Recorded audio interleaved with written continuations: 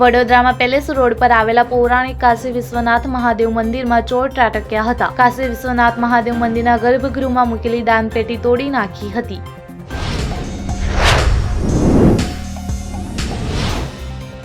સુરતની નવી સિવિલ હોસ્પિટલની ફરી બેદરકારી સામે આવી હોવાના આક્ષેપ કરાયા છે. ડોક્ટરની બેદરકારીને કારણે પરિવારે 17 વર્ષના યુવકનો જીવ ગુમાવ્યો છે.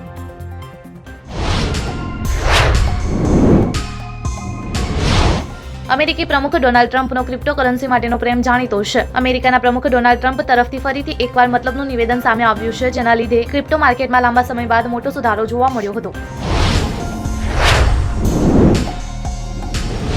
એમએસએમઈ મંત્રાલય અને નીતિ આયોગ ભારતીય એમએસએમઈનું જર્મન જેવું વૈશ્વિક બનાવવા માટે હાલમાં કવાયત કરી રહ્યા છે. સરકાર નિકાસમાં તેમની ભાગીદારી વધે તે માટે એમએસએમઈ વૈશ્વિક સપ્લાય ચેઇનનો ભાગ બનવા માંગે છે. કોઈને મિયાન તિયાન કે પાકિસ્તાની કહેવું ખોટું અને વાંધાજનક હોઈ શકે, પરંતુ તેને ગુનો ગણી શકાય નહીં. આમ કહીને ધાર્મિક ભાવનાઓને ઠેસ પહોંચાડવાના કિસ્સામાં કોઈ પણ કેસ નોંધી શકાય નહીં. સુપ્રીમ કોર્ટે આ મહત્વનો નિર્ણય આપ્યો છે.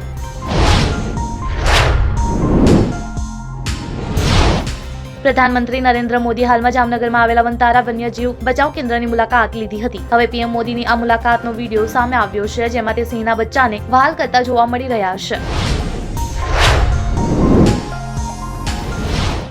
દિલ્હી હાઈકોર્ટે જુનિયર રેસલર સાગર ધનખર હત્યા કેસમાં રેસલર સુશીલ કુમારના જામીન મંજૂર કર્યા છે. મે 2021માં હત્યાના કેસમાં તેની ધરપકડ કરવામાં આવી હતી.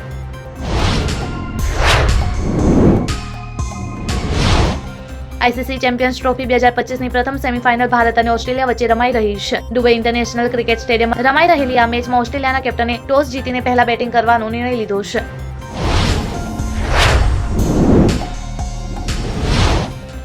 સુપ્રીમ કોર્ટે રેપ કેસમાં 64 વર્ષીય ભારતીય સેનાના પૂર્વ અધિકારીને રાહત આપી છે. સર્વોચ્ચ અદાલતે ભૂતપૂર્વ સૈન્ય અધિકારી વિરુદ્ધ 39 વર્ષીય પરિણીતા મહિલા દ્વારા દાખલ કરાયેલા કેસને ફગાવી દીધો હતો.